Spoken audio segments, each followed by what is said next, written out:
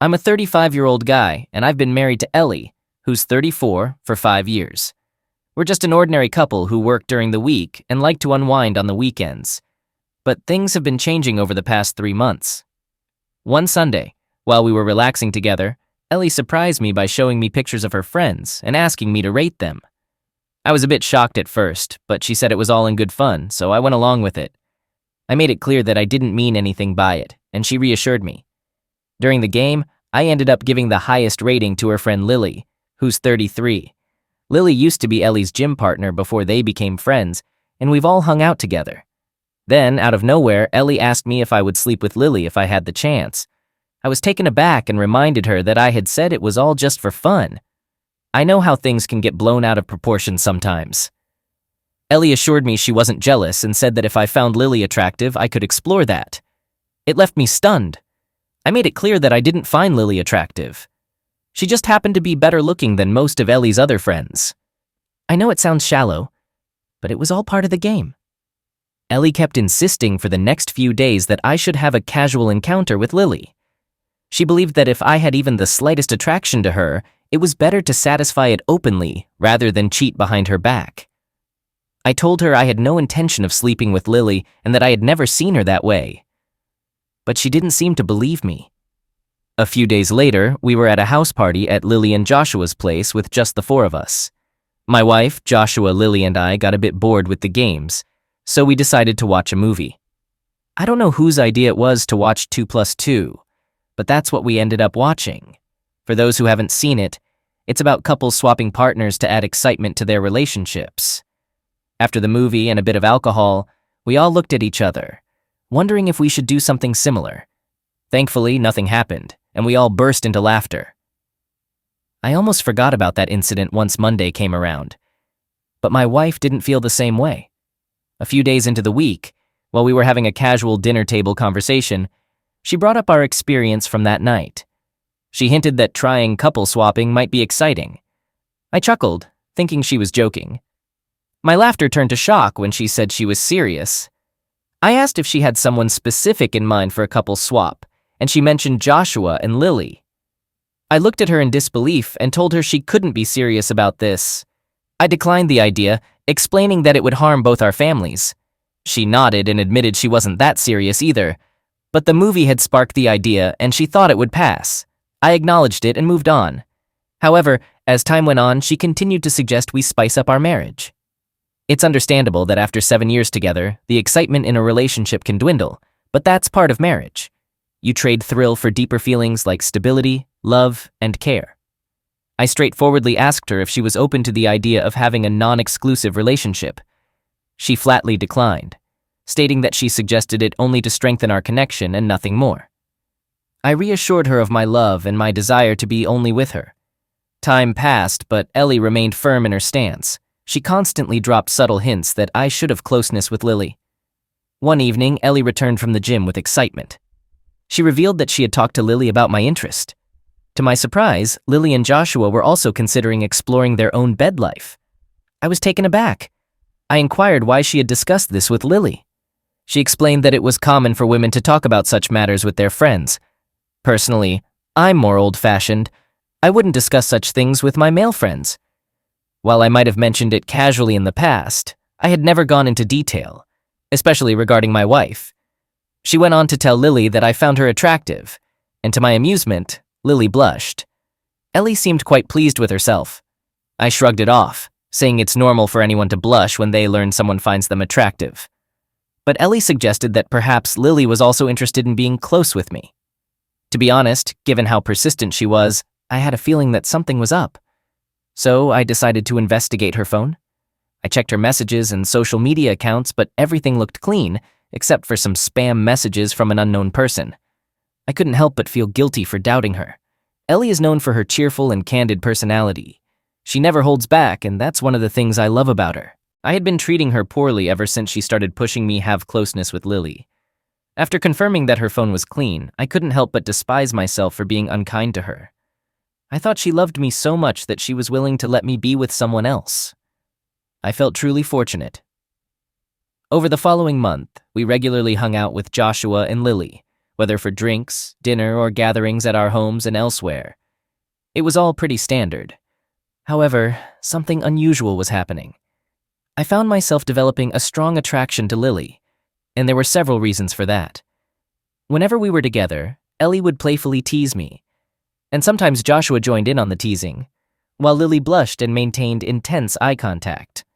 Honestly, who wouldn't feel a bit fluttery in such a situation? But every time this topic came up, I made it crystal clear that I had no intention of getting involved with Lily. Literally. I'm writing this because I find myself in a challenging situation. We have a long weekend coming up next week due to a Friday bank holiday. My wife and Lily had already made plans for all of us to have a short getaway at a beach resort. We've taken similar trips with Joshua and Lily before, but this time feels different. My wife, Ellie, is insisting that I have love with Lily during this vacation. I firmly declined, but she argues that we can always back off if things become uncomfortable. I asked Ellie what would happen if she feels hurt or possessive about it, and she responded that we won't truly understand ourselves until we give it a try. I'm feeling conflicted. I'd be dishonest if I said I wasn't intrigued, but I'm equally anxious. I'm worried that this could harm our marriage, but my wife believes it will strengthen our bond. She claims it's more common than I realize, even though people rarely discuss it openly. I'm unsure about how this whole thing works. I'm seeking advice from individuals who have ventured into this territory and their experiences. Is it truly a good idea to involve a third person to spice up our relationship? Update. Hey folks! Guess what? You were absolutely right. She was indeed cheating on me. After receiving some solid advice from a few of you, I made a decision to go along with it and see where it would lead. Now, I definitely didn't want to have closeness with Lily, but I put on a facade in front of Ellie, pretending I was open to giving it a shot. I wanted to find out what would happen once I agreed. Ellie was overjoyed that I had finally said yes. On the planned weekend, all four of us drove to a resort that was about 60 miles away. During the journey, while Ellie and Joshua were enjoying the beautiful scenery, I couldn't help but notice that Lily seemed distant and nervous for most of the trip. I wasn't feeling great either, but I was doing my best to pretend otherwise. I didn't have any concrete proof of wrongdoing. It was just a gut feeling.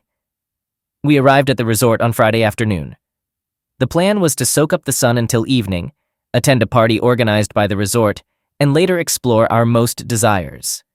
In short, everything was set up for Lily and me to get together.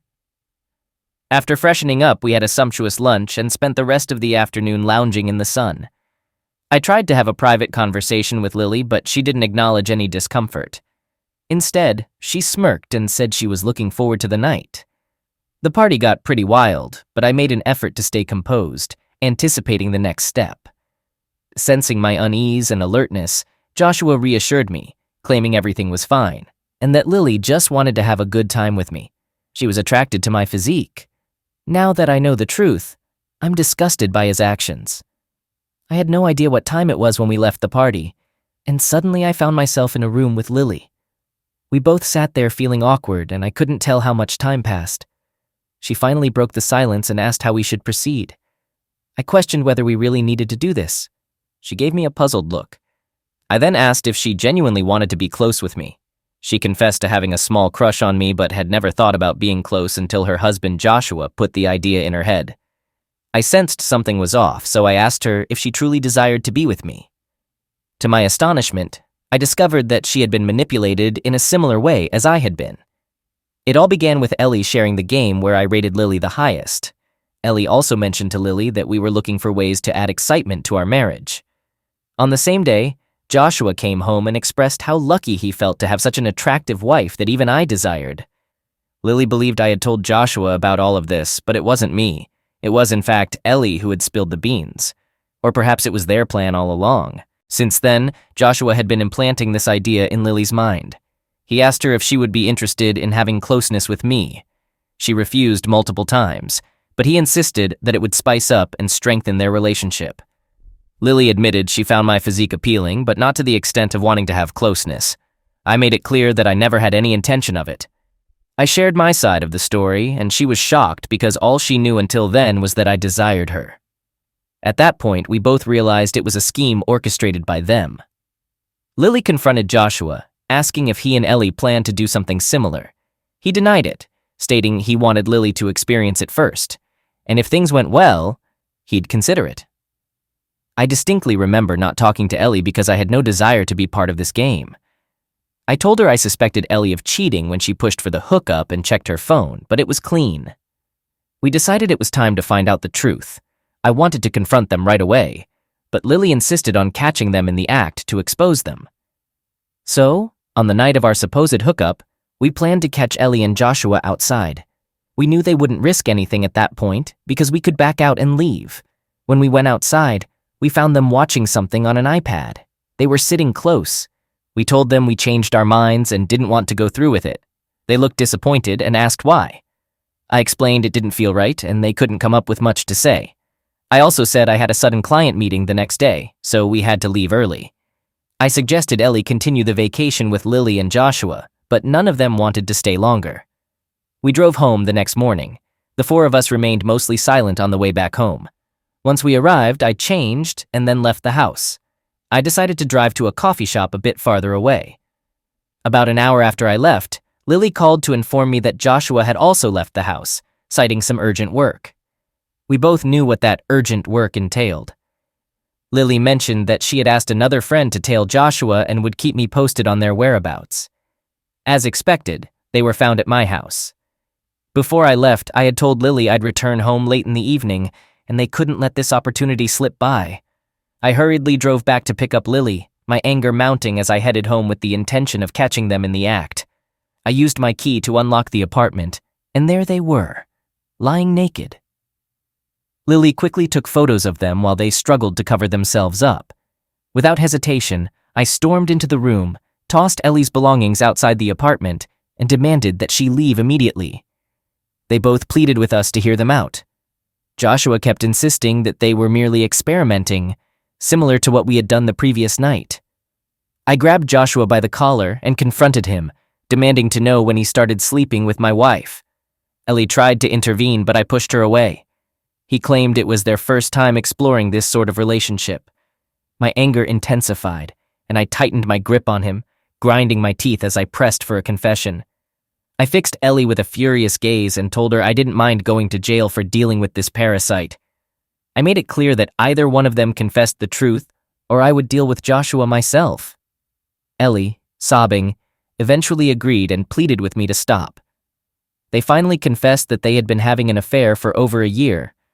Although they had been spotted together by a couple of my friends and one of Lily's, luckily for them, none had informed us. However, Joshua and Ellie lived in fear of being exposed eventually, so they devised a plan to involve us in a couples swap and legitimize their cheating. I asked her how come her phone was clean when I checked it. She sobbed and admitted that they used to communicate only through emails, which she used to sign in only when required. They didn't chat often and used that email to communicate regarding the time and location of their meetup. It was just a cold physical relationship between Ellie and Joshua. Lily left the house after hearing everything. Joshua followed her. I asked Ellie to leave the house immediately. She tried to hug me, sobbing and pleading with me. I made it clear that reconciliation is not on the table. She tried to fool me. I couldn't let her run over me. She only left our house when I threatened to involve her parents. I messaged Lily, asking her to send me the pictures she had taken of Ellie and Joshua. I forwarded those photos to Ellie's sister and explained everything to her. Ellie's sister confirmed that Ellie hadn't gone to her parents' house. After about a week, I emailed Ellie the divorce papers. Since I didn't know her current location, I had the lawyer send the physical copy to her parents' house. They called me in a state of panic. I included Ellie's sister on the call and asked her to share all the details. Following the email with the divorce papers, Ellie began sending me pleas. She had previously sent messages seeking reconciliation, but the frequency of her messages increased after receiving the email. Meanwhile, Lily decided to involve her parents in the situation. Lily's father was a businessman, and Joshua managed one of his business units. So when the truth came out, Joshua lost his job, and Lily's father used his connections to hinder Joshua's prospects in his field. It's been a month since the day everything came to light. My divorce proceedings are ongoing, with Ellie contesting it and demanding a share of my house. I'm deeply hurt by the betrayal and the way they attempted to drag us into their deceitful game. I'll provide updates if there are any further developments, but if not, consider this the final update. Update. I know some of you might have expected Lily and me to get together, but that didn't happen. As I mentioned earlier, neither Lily nor I wanted that hookup. We were both manipulated into it, but thankfully we managed to escape at the last moment. My divorce has been settled, and Ellie didn't get a dime. My lawyer argued that if she claimed a share of the property, we would also revisit the divorce terms and ask for alimony due to the emotional distress. Let me tell you, if you pay your lawyers well, they can negotiate for some pretty favorable outcomes. She eventually gave up and signed the papers. I can't recall if I mentioned this before, but Joshua was working at his father-in-law's company, and with these revelations, he was shown the door. He struggled to find a decent-paying job in his field. After leaving my house, Ellie rented a rather shabby apartment and offered Joshua to stay with her, but he declined, fearing further repercussions from his father-in-law and admitting he never loved her. Ellie had been living under the illusion that Joshua loved her, but that wasn't the case. Joshua made it clear that it was all for fun, with no emotional attachment, just as they had initially agreed. These revelations came to light during Lily's divorce proceedings, where Joshua confessed that he had been manipulated by Ellie, and his true affections lay with Lily. He pleaded with Lily and her father for another chance, but they rebuffed him and insisted on the divorce. I must admit, seeing my ex-wife exposed and humiliated in court didn't hurt one bit. It felt like justice served hot, just as she deserved. She was abandoned by everyone she knew, her husband, her lover, her friend, and her family. Her parents and siblings turned their backs on her. I'm not sure about her current job status, but news like this tends to spread like wildfire. I briefly considered sharing those incriminating photos with some of her colleagues, but I decided against it. As for her current situation, I can't say for sure, but I doubt she can maintain her previous lifestyle on her current income. She risked our stable relationship for a fleeting thrill and ended up getting what she deserved. I've started counseling to help me cope. I was grappling with disturbing thoughts about the night Ellie had planned for my hookup. Therapy is slowly helping me move forward, but I think it will take some more time to completely rid myself of her memory. My friends suggest I should start meeting other women, but I don't think I'm quite ready to dive into the dating scene just yet. All right, that was a fun story. Now let's move on to another exciting one. Stay tuned and let's dive in. Story 2. I'm not proud of my actions, and I do believe that karma will catch up with me someday. I'm ready to face the consequences. It's embarrassing for someone like me, who's somewhat successful, to admit to such petty behavior. I'm 26 years old. I had an amazing friend of 2 years who eventually asked me out and we started dating. Let's call him Jaden. We connected on a deep emotional level, and there was something about him that made me fall in love. We maintained a long-distance relationship for a year, and it felt incredibly serious to me. Jaden is the type of guy who just goes with the flow of life. Some might call it laid back. It became routine for me to assist him financially, and I did it willingly. I covered his mechanic bills once and bought groceries for his family several times because they were going through a tough time. He always appeared to live without a care in the world. I playfully asked him once, "What would you do if I didn't pay for your food?" He'd respond, "Eat less or maybe nothing at all," while shrugging. Despite living 3 hours apart, everything seemed fine, and we visited each other frequently. But then, things took a turn. I learned from his sister that he had been communicating with other women while we were in a relationship.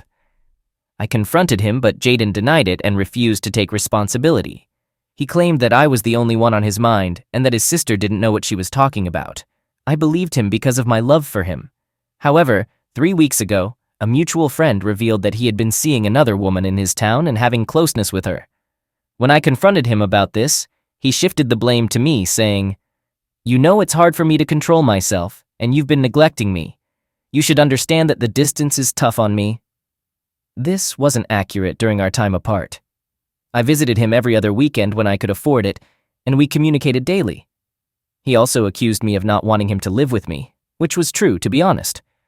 But my reason was that I didn't want to support a grown man and pay his bills. I felt devastated, especially when Jaden, my partner, told me he loved me and was willing to do anything to make our relationship work, only to completely cut off contact the very next day. I confided in my friends, and they informed me that the girl he had gotten involved with was just an easygoing woman who had been around town for a while. To be honest, this hurt me even more. Let's call her Destiny. It seems quite fitting. They also revealed that he had started seeing her the day after our conversation, maybe even before. I stood by Jaden during his toughest moments, the lowest point in his life, only for him to cheat on me with the least reputable woman in town, repeatedly lie about it, and give me false hope like I'm a gullible fool. Then he vanished without explanation after seeking cheap thrills. During that time, I had to go through the humiliation of scheduling a gynecologist appointment for an STD check. Why should I blame myself? I didn't betray anyone. 2 weeks ago, while still dealing with my heartbreak, I reactivated my Facebook account and spent hours browsing through profiles of my ex and his new love interest. Deep down, I knew it wasn't healthy, but I couldn't resist.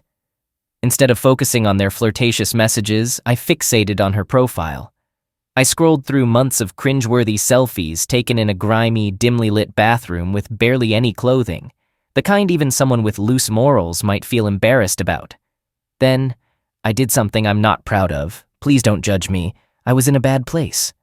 I created a fake profile of an attractive man who used to attend her school. I quickly befriended her friends, posted fake updates, and added her as a friend. All of this happened in less than a day.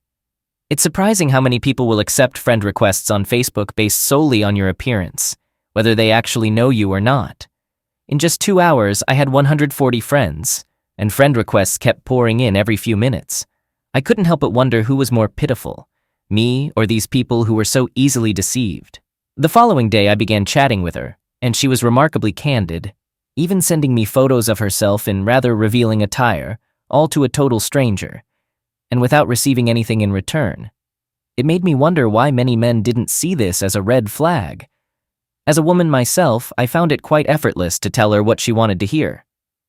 2 or 3 days later, Destiny was already venting to me about her relationship problems with Jaden. Yes, you read that correctly. I suggested meeting up to show her what it's like to be with a real man. At this point, I had saved hours of conversations, including the dirtiest innuendos I had ever come across, along with pictures, voice messages, and so on. It was time. Meanwhile, as all of this unfolded, Jaden began reaching out to me, admitting that his actions were a mistake. I inquired if they had broken up, and he falsely claimed they had. Not once, but twice, when they hadn't. Strangely, this should have shattered my heart, but it didn't. I knew the truth, but reassured him that I still loved him, was willing to forgive and forget, and even wanted him to move in with me. He sounded thrilled, declared his intention to give his 2 weeks' notice at work, and even texted me later that day, saying he had abruptly left his job without notice because he felt they weren't worth it. He mentioned he would pack his things and head over later in the week. I'm aware that karma will catch up with me, but this was my way of getting revenge. I posted all of our conversations on the fake profile, tagged her in it, and shared the pictures and videos exclusively for my ex to see. Then, I watched the drama unfold before deactivating the fake account. I received 53 likes and 82 messages. Her social circle, friends, and family all witnessed it. Jaden saw it too, and coincidentally immediately messaged me saying, "Hey babe, just wanted to say that I miss you so much, can't wait to be with you again, miss you," without mentioning anything about the other girl. Little did he know that I was more informed than he realized. Friday comes around, and he informs me that he's heading to my apartment. It's worth mentioning that I recently moved, so when Jaden was en route, he didn't know my new address. So, I suggest we meet at a nearby CVS where I can guide him to my place. Classic Jaden, he responds with, "Sure, but I'm running low on gas. Can you fill up my tank? Don't forget your credit card." I, in my forgiving nature, agree, and tell him I'll do it once he arrives. Soon, I receive a text saying he's at the CVS and asks for my whereabouts. I deliberately ignore it. 30 minutes later, he starts blowing up my phone like an aggressive telemarketer from an overseas call center.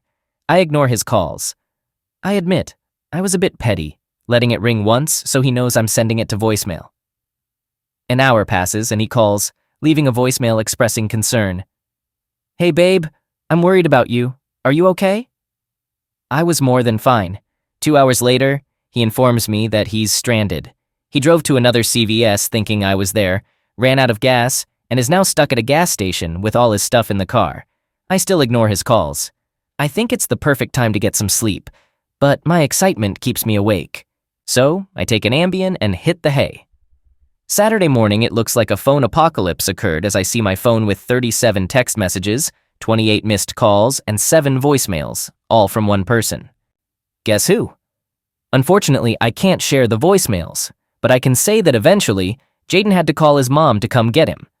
After that, I blocked his number and had to change mine because he began calling me from his family's phone. Despite all the blocked calls, I received a message from his sister, the same one who told me about his affair. She was eager to update me on the aftermath. She revealed that their mom and Jaden returned home with Jaden sobbing his heart out while their mom was furious. Interestingly, their mom wasn't mad because of his cheating. She was livid with me for what I did to her snotty kid. His sister made sure to reassure me, saying I was strong and deserved someone better than her deceitful, unfaithful brother. I acknowledge that I acted impulsively throughout this entire ordeal, likely tarnishing this girl's reputation within her social circle. I'm considering reactivating the fake profile to apologize or something, but I'm undecided. It's worth noting that she knowingly engaged in a relationship with a man who had a girlfriend, even seducing him and then cheated on him as well. I'd appreciate your thoughts on this. She's unaware that it was me, just a random guy who exposed her actions. I made a conscious effort not to share the pictures, only showing them to my ex, although he knows it's her. Nobody has connected the dots, and I ensured it stays that way. I was cautious throughout this process. I lost him, yes, but I have no desire to get him back. It might sound crazy, but I still have lingering feelings for Jaden, my ex. He'll never forgive me now that he's jobless, and the whole town knows his business. Destiny even admitted his wiener schnitzel is tiny, trying to shift the blame onto Jaden instead of taking full responsibility.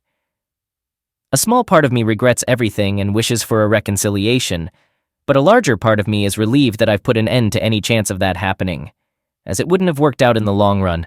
It feels liberating to get all of this off my chest. Thank you.